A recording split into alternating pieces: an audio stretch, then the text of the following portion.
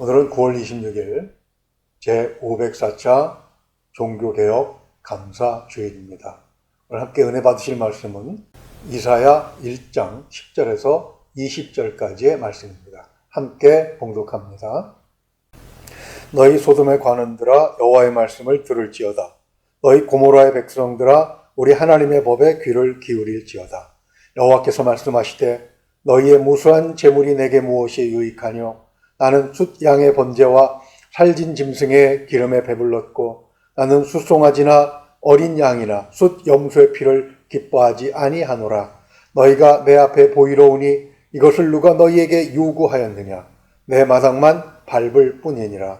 헛된 재물을 다시 가져오지 말라. 분향은 내가 가증히 여기는 바요. 월삭과 안식일과 대회로 모이는 것도 그러하니 성회와 아울러 악을 행하는 것을 내가 견디지 못하겠노라. 내 마음이 너희의 월삭과 정한 절기를 싫어하나니 그것이 내게 무거운 짐이라. 내가 지기에 곤비하였느니라. 너희가 손을 펼 때에 내가 내 눈을 너희에게서 가리고 너희가 많이 기도할지라도 내가 듣지 아니하리니 이는 너희의 손에 피가 가득함이라. 너희는 스스로 씻으며 스스로 깨끗하게 하여 내 목전에서 너희 악한 행실을 버리고 행악을 그치고 선행을 배우며 정의를 구하며 학대받는 자를 도와주고 고아를 위하여 신원하며 과부를 위하여 변호하라 하셨느니라.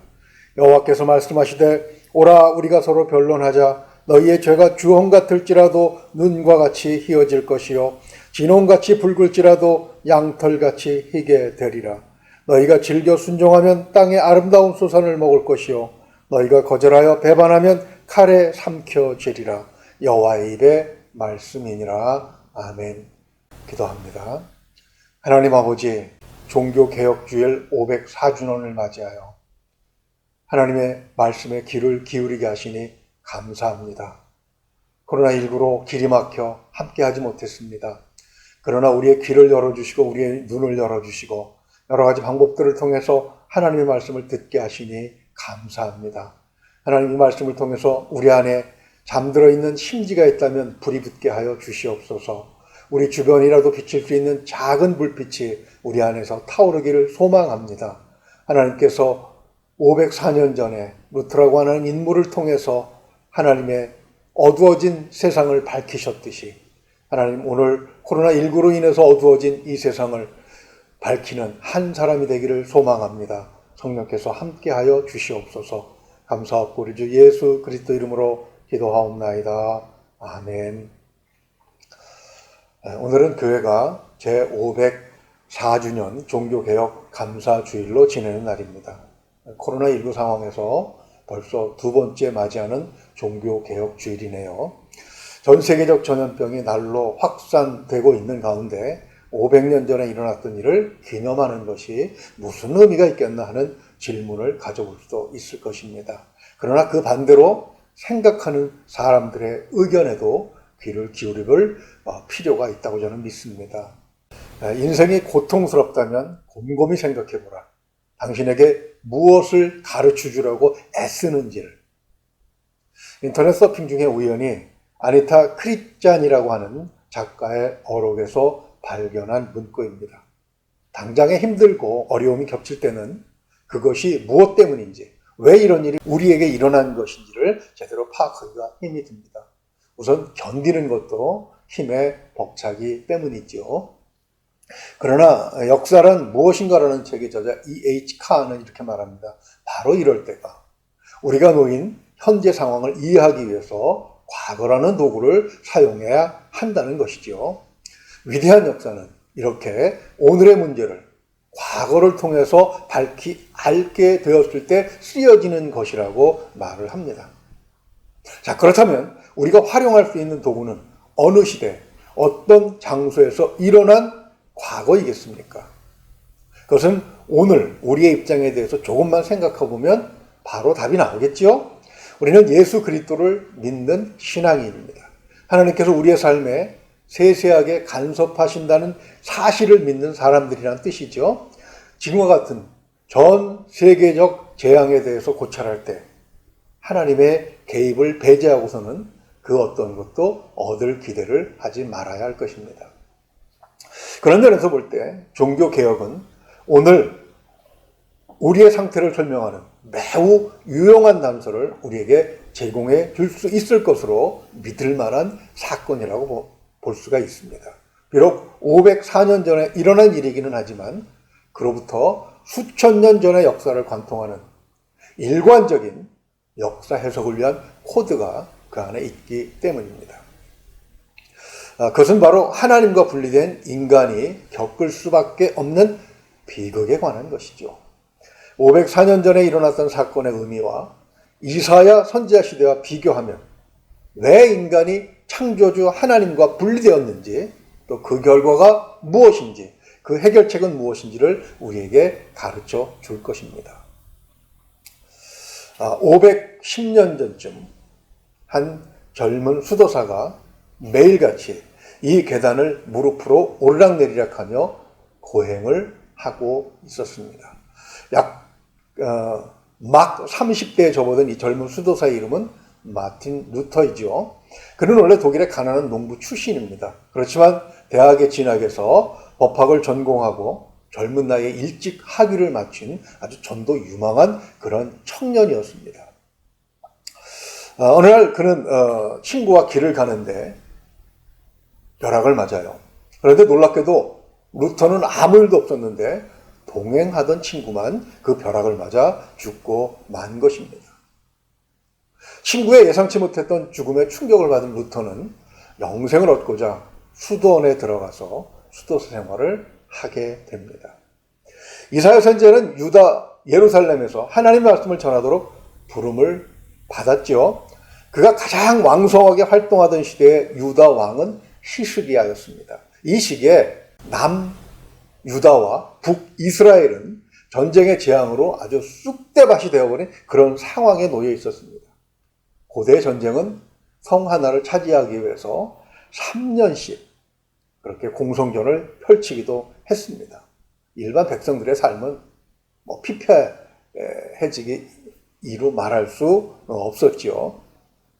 그러나 바로 그러한 상황 속에서 하나님은 선지자를 통해서 필요한 말씀을 전해주셨던 것입니다. 코로나19로 인해서 많은 사람이 죽었습니다. 어제 25일 9시 기준으로 전 세계에 2억 3천만 명 이상이 확진이 되었고요. 사망한 사람만 470만 명이 훨씬 넘어섰습니다. 통계에 잡힌 사람만 그렇습니다. 공산국가나 현재 내전 중인 국가들은 아예 통계에 잡히지도 않지요. 심지어는 일본 같은 선진국도 의료 체계 붕괴를 막으려고 조사를 줄이는 그런 상황이라는 사실 우리가 이미 알고 있지 않습니까?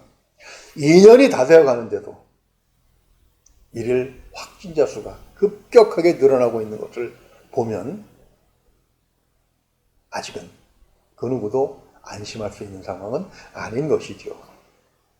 마틴 루터의 친구 한 사람의 죽음, 그리고 이스라엘 국가의 비극, 그리고 오늘날 우리가 겪고 있는 전 세계적 이 재앙은 그 크기가 다르다고 해서 각각의 개인이 겪고 있는 이런 슬픔이나 고통이 더 커지거나 더 줄어들거나 그러진 않습니다. 개인에게 있어서 결과는 어차피 마찬가지이기 때문이죠. 이것은 인류가 역사를 기록한 이래로 계속해서 반복되고 있습니다. 역사 이전 시대에도 별 다르지 않았겠지요. 미래가 수백 년 계속되어 과학이 급속도로 발달한다고 해도 역시 큰 차이는 없을 것입니다. 비극의 이유에 대해서 우리가 한번 정리를 해보려고 합니다. 개인이든 국가든 아니면 전 세계 인류가 겪는 것이든 멸망의 이유는 오늘 우리가 읽은 본문 이사야 1장 10절에서 암시하고 있습니다. 너희 소돔의 관원들아 여호와의 말씀을 들을지어다. 너희 고모라의 백성들아 하나님의 법에 귀를 기울일지어다. 유다 귀족들을 소돔이라 부르시고 백성들을 고모라라 부르십니다. 그 이유가 무엇입니까? 소돔과 고모라는 창세기 19장 24절을 보면 하늘에서 유황과 불을 비같이 내려 멸하신 그런 성읍입니다. 아브라함은 하나님의 징계를 막아보려고 의인과 악인을 함께 멸하려 하시나이까? 라고 항의하기까지도 했지요. 그렇지만 결국 의인 열이 없어서 멸망하고 말았습니다. 이사야 선지자는 자신의 민족 유다가 어떠한 상태인지를 우리가 읽지 않은 1장 9절에서 이렇게 폭로합니다. 만군의 여호와께서 우리를 위하여 생존자를 조금 남겨두지 아니하셨다면 우리가 소돔과 같고 고모라 같았으리라. 아멘. 즉 유다는 멸망할 수밖에 없는 죄인이라는 뜻입니다. 죄에 가난한 유다도 이미 멸망한 북쪽 이스라엘과 조금도 다를 것이 없다는 것이죠. 다만 하나님의 목적 안에서 잠시 멸망이 연기되고 있을 뿐입니다.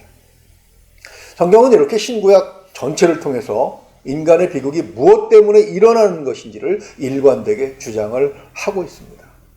하나님께서는 죄를 범한 아담에게 창세기 3장 19절에서 너는 흙이니 흙으로 돌아갈 것이라고 하셨죠.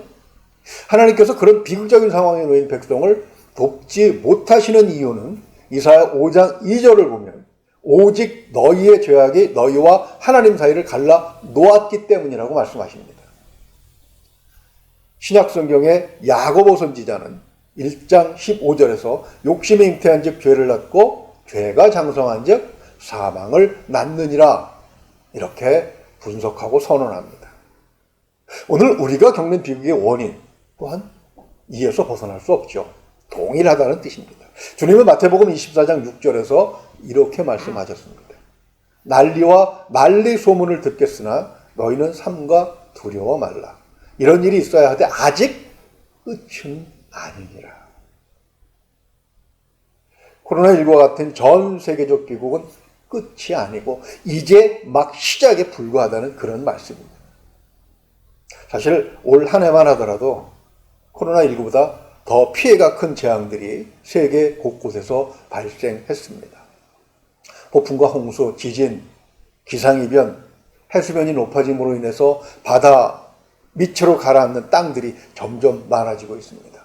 이탈리아 유명한 관광지 베네치아도 올해 9월에 어김없이 물에 잠기고 말았다는 뉴스를 보았습니다. 침수를 막기 위해서 우리 돈으로 8조 2천억이라는 천문학적 액수의 돈을 쏟아 부었지만 아무 소용이 없었다는 것입니다. 재작년 2019년이죠. 도시의 80%가 물에 잠기기도 했습니다. 자, 이러한 재앙 속에서 개인은 무력하기 짝이 없습니다. 세상에 안전한 곳은 어디에도 없습니다. 사실 인간은 에덴 동산과 같은 곳에서도 더 많은 것을 갖기 위해서 욕심을 부렸잖아요. 즉 어느 곳에서도 탐욕에 찌는 행위를 멈추지 않을 것이기 때문에 그것은 피할 수 없는 것입니다. 특별 기여자로 아프가니스탄을 탈출해서 한국에 온 사람들은 여기가 안전해서 좋다고 그렇게 인터뷰를 하더군요. 그러나 정작 한국의 젊은이들 중 상당수는 높아지는 집값으로 인해서 미래가 불안하기 때문에 결혼도 포기하고 출산도 포기하고 있지 않습니까? 이러한 재앙에서 벗어날 수 있는 그런 방법은 없겠습니까? 자유를 누릴 수 있는 방법은 없겠습니까? 이런 방법을 사람들은 무수히 찾았죠. 그러나 문제는 그 방법들이 잘못되었다는 것입니다. 다시 한번 이 빌라도의 계단이라고 하는 것을 한번 보시죠. 루터는 친구의 죽음을 통해서 인간이 가진 비극을 깨닫고 두려움 속에서 그것을 이겨보고자 그래서 영생을 얻고자 무릎으로 이 계단을 오르락 내리락 했습니다. 지금은 이 계단은 표면을 보호하기 위해서 28개로 나무로 덮개를 씌웠지만 원래는 대리석으로 만든 28개의 계단입니다. 500년 전에는 이 돌 위에 파손된 유리까지 뿌려 두었다고 하니 얼마나 고통스러웠겠습니까? 피부가 벗겨지고 그리고 피가 흐르고 그 피가 굳기도 전에 또 상처가 납니다. 도대체 왜 이런 행위들을 하는 것이겠습니까? 하나님께 헌신하기 위해 재산을 다 바치고 가진 것 하나 없는 수도사들이 할 수 있는 일은 아무것도 없었습니다. 루터 시대에는 교회가 그렇게 가르쳤어요.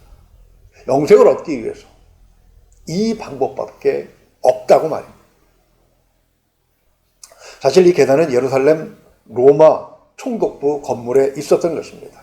예수님께서 빌라도의 법정에 서시기 위해 채찍에 맞고 조롱과 침뱉음을 당하며 오르셨다는 바로 그 계단이죠.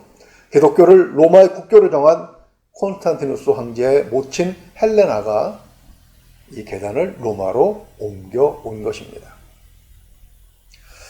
교회는 예수님처럼 고난을 겪어야만 구원을 얻는다고 가르쳤고, 사람들은 금식과 유리 파편이 뿌려진 돌계단을 오르락 내리락 하는 것과 같은 고행만이 영생으로 가는 유일한 길이라고 믿었습니다. 얼마나 많은 사람들이 그 고행을 통해서 영생을 얻겠다고 이 계단을 기었는지 몰라요. 대리석이 파여버렸습니다. 그래서 16세기 말 대대적인 수리와 더불어서 계단을 보호하기 위해 나무 덮개를 씌워 놓게 된 것입니다. 그리고도 부족해서 300년 동안 통행을 금지하다가 다시 열어놓았다고 하더군요. 자, 그렇지만 이러한 행동이 인간의 비극을 해결하는데 아무런 도움도 되지 못한다는 것을 이미 성경이 말씀하고 있었어요. 오늘 본문의 말씀이 바로 그 말씀 아니겠습니까? 11절 말씀처럼 무수한 재물을 기뻐하지 않으시겠다고 하십니다. 그것으로 하나님을 기쁘시게 하겠다는 목적은 하나님께서 12절 말씀을 통해서 완전히 꺾어버리십니다. 너희가 내 앞에 보이러 오니 이것을 누가 너희에게 요구하였느냐? 내 마당만 밟을 뿐이니라.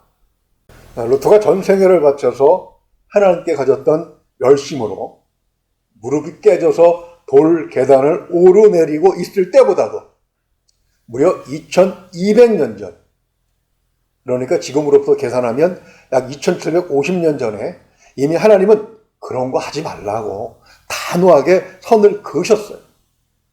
본문 15절만 다시 한번 읽어볼까요? 너희가 손을 펼 때 내가 내 눈을 너희에게서 가리고 너희가 많이 기도할지라도 내가 듣지 아니하리니 이는 너희의 손에 피가 가득하니라.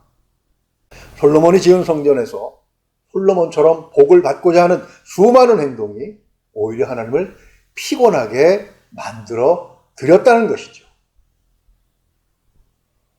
그런 고행들이 하나님을 곤혹스럽게 해드렸다는 것입니다. 하나님께서 솔로몬에게 복을 주신 것은 성전을 웅장하고 아름답게 드렸기 때문입니까? 아니지요. 열왕기상 9장 7절을 봅니다. 내가 그들에게 준 땅에서 끊어버릴 것이요 내 이름을 위하여 내가 거룩하게 구별한 이 성전이라도 내 앞에서 던져버리리니 이스라엘은 모든 민족 가운데서 속담거리와 이야기거리가 될 것이며 아멘. 하나님의 계명과 법도를 지키지 아니하고 우상을 섬기다가 필요할 때만 하나님 앞에 나오는 그런 행위를 하면 오히려 이 성전을 좀 불손한 말로 패대기 쳐버려서 다른 민족의 조롱거리가 되게 하시겠다고 경고하셨습니다. 언젠가도 말씀드렸지만 저는 이 말씀을 홍콩에 있었던 아시아 선교 포럼 때 마카오 교회 담임 목사에게 들었습니다. 조를 나눠 자기소개를 하고 집행부에서 제시한 논제를 토론하는 중에 홍콩 교회의 여자 강도사 한 분이 이런 말씀을 하시더라고요. 자기가 한국에 갔을 때 여의도 순복음교회를 보고 깊은 감동을 받았다고 했습니다. 얼마나 많은 성도들의 헌신과 기도가 있었으면 이런 교회가 지어질 수 있을까 그런 생각을 했다는 것이죠.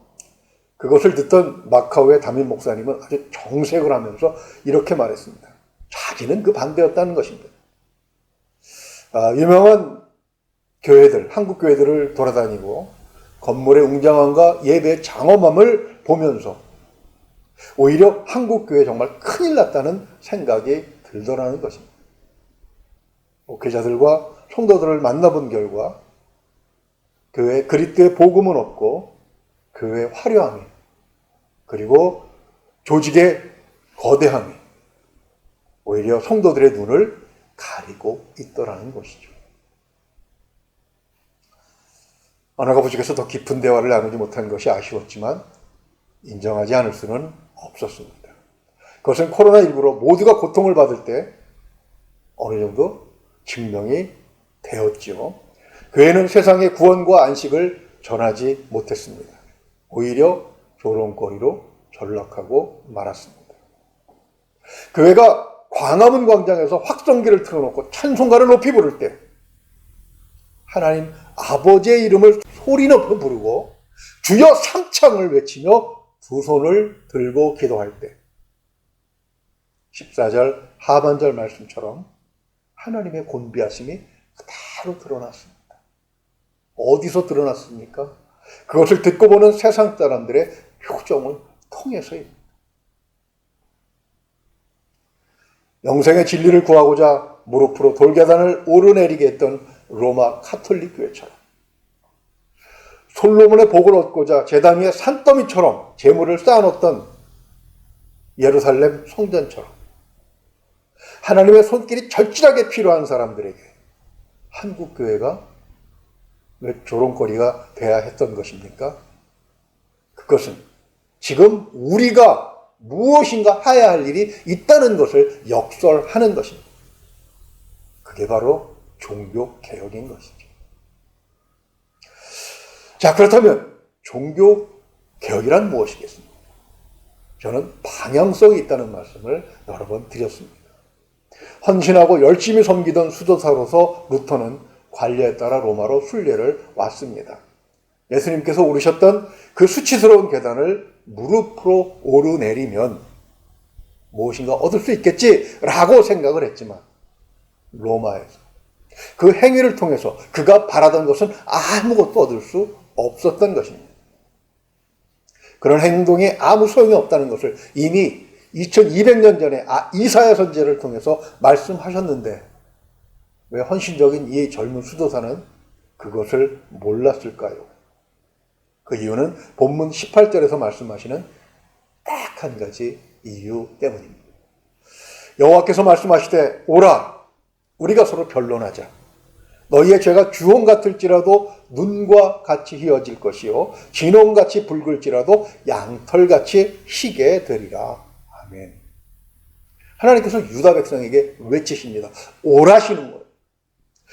하나님께서 유다의 성경 박사들에게 호소하십니다. 서로 변론하자시는 것입니다. 그래야 문제가 해결된다고 간절하게 설득하고 계시는 거예요. 본문 16절에서 말씀하시는 것이 무엇입니까? 너희는 스스로 씻으며 스스로 깨끗하게 하여 내 목전에서 너희 악한 행실을 버리고 악행을 그치고 회개하라시는 것입니다. 그렇지만 그거 가지고는 안 된다고 하시는 거예요. 17절에서 무엇을 추구하십니까? 선행을 배우며 정의를 구하며 학대받는 자를 도와주며 고아를 위하여 신원하며 과부를 위하여 변호하라 하셨느니라. 선행하라시는 것이죠. 그러나 그것 가지고도 부족하다고 말씀하시는 것이 바로 18절의 말씀인 것입니다. 우리가 어떻게 우리 자신을 죄에서 깨끗하게 씻을 수가 있겠습니까? 하나님께서 씻어 주셔야 되는 것입니다. 추석 지나고 바로 넷째 외손주가 태어났습니다. 보고 싶어 죽겠는데 병원에 갈 수 없습니다. 사모도 출산하는 딸을 위해서 이것저것 해주고 싶은 일이 많지만 갈 수 없습니다. 코로나19가 해결되어야만 무엇이든지 할 수가 있는 것이죠. 문제는 이것이 우리의 소관이 아니라는 것입니다. 죄가 그래요. 완전한 해결책은 오직 하나님만이 소유하고 계십니다. 우리가 가진 문제에 대한 완전한 해결책은 오직 하나님 손에만 달려 있다는 것이죠. 이 유일한 해결책이 루터 당시에는 모든 사람들 눈에 보이지 않게 숨겨져 있었습니다. 루터는 이 해결책을 빌라도의 계단에서 발견한 것이 아닙니다. 성경에서 찾았어요. 그가 찾은 것은 바로 로마서 1장 17절입니다. 복음에는 하나님의 의가 나타나서 믿음으로 믿음에 이르게 하나니 기록된 바 오직 의인은 믿음으로 말미암아 살리라 함과 같으니라. 아멘. 즉 하나님의 말씀에 귀를 기울이라는 것입니다. 이사야 선지자 시대에도 모세오경은 존재했습니다. 다만 책이 귀에서 모든 사람 손에 들려지지 않았을 뿐이지요. 그래서 하나님께서는 레위 지파를 택하셔서 다른 생업을 갖지 못하게 하시고 오직 성경만 연구하고 백성들에게 가르치도록 하셨습니다. 그러나 그들은 순종하지 못했습니다. 왜 순종하지 못했을까요? 사사기 19장을 보면 간접적으로 그 해답을 얻을 수가 있습니다. 성경을 가르치는 자들이 가르치는 대로 살지 못했기 때문입니다. 그러니 말씀을 조금씩 감춰둘 수밖에 없었던 것이죠. 중세 카톨릭 교회는 왜 일반인들에게 말씀을 숨겼겠습니까? 구약시대 레위 지파 사람들과 같은 이유입니다. 그들이 하나님의 말씀에 순종하지 않았기 때문이라는 것이죠. 성경이 일반인의 손에 들어가면 자신들의 오류와 불순종이 그대로 드러나지 않겠습니까? 하나님께서는 구약시대에는 이사야와 같은 선지자를 통해서 말씀을 전하셨고 중세 시대에는 루터와 같은 사람을 통해 말씀이 세상의 언어로 번역되어 퍼져나가도록 하셨습니다. 바로 이것이 종교개혁의 의미인 것입니다. 숨겨진 하나님의 말씀을 되찾아 그 말씀을 의지해서 하나님 앞에 나아가는 것, 그것이 바로 종교개혁인 것입니다. 우리의 뜻대로, 우리의 생각대로, 우리의 마음대로 무엇인가를 해서 하나님 보세요 라고 자랑하는 것이 아니라는 것입니다. 오늘날에는 루터의 공로로 인해 누구나 성경을 읽을 수 있도록 잘 번역이 되어 있고 저렴하게 구입해서 읽을 수도 있습니다. 그러면 종교개혁이 필요 없겠습니까? 아니죠. 여전히 우리의 눈을 가리고 하나님의 말씀을 왜곡되게 하는 것들이 있기 때문입니다. 세속적인 화려함, 장엄함, 그리고 세속적인 성공과 명성에 가려진 진실들이 있기 때문입니다. 오늘 우리가 처한 신앙의 위기를 극복하는 방법은 딱 한 가지뿐입니다. 세속적 장막에 감춰진 진리를 추구하고자 하는 성도의 종교개혁적 의지, 그 개혁적 마인드, 오직 그것뿐입니다. 하나님은 바로 그 한 사람, 그 한 교회를 통해서 전 세계를 변화시키고 많은 사람을 구원하시는 것입니다. 하나님은 오늘 저와 여러분에게 오늘 본문 말씀을 통해서 이렇게 호소하십니다. 오라, 서로 변론하자. 기도하겠습니다. 오라, 우리가 서로 변론하자. 하나님께서 우리를 설득하시기 위해 오라고 하시는 이 말씀을 우리가 받아들고 그리고 순종하기를 원합니다. 하나님 우리의 생각 속에, 우리의 마음에, 그리고 우리가 살아가는 이 시스템 속에는 하나님의 뜻이 아니고 사람들이 필요에 의해서 덧붙여진 많은 것들이 있음을 고백합니다. 어느 시대는 그것이 필요했었는지 모르지만 이제 주객이 전도되어 오히려 그런 것들이 하나님의 말씀을 가리우고 교회와 성도들을 타락시키는 능력을 뺏어가는 이유들로, 그런 원인들로 작동하는 그런 시대를 우리가 살고 있습니다. 하나님 그것이 코로나19를 통해서 여실히 드러나고 말았습니다. 하나님, 이 코로나19가 바로 우리에게 종교개혁을 요구하시는 하나님의 호소인 것으로 우리가 받아들기를 소망합니다. 하나님께서는 온 산을 태우는 불이 아니라 아주 작은 불꽃 하나를 일으키셔서 그것을 사용하셔 많은 영혼을 구하시는 분이심을 우리는 말씀과 역사를 통해서 배웠습니다. 하나님, 우리가 하나님께서 사용하시는 그런 작은 등불이 되기를 소망합니다. 우리 안에 꺼져 있는 심지에 불을 붙여주시고 성령을 기름 붓듯 부어주시옵소서. 그래야 우리 주변에 어두워진 곳을 밝히게 하시고 하나님의 보호하심에 벗어나 있는 많은 사람들에게 희망을 줄 수 있는 교회로 거듭날 수 있도록, 그런 성도로 가치 있는 삶을 살 수 있도록 하나님 우리에게 능력을 허락하여 주시옵소서. 간절히 믿고 의지하며 우리 주 예수 그리스도 이름으로 기도하옵나이다. 아멘.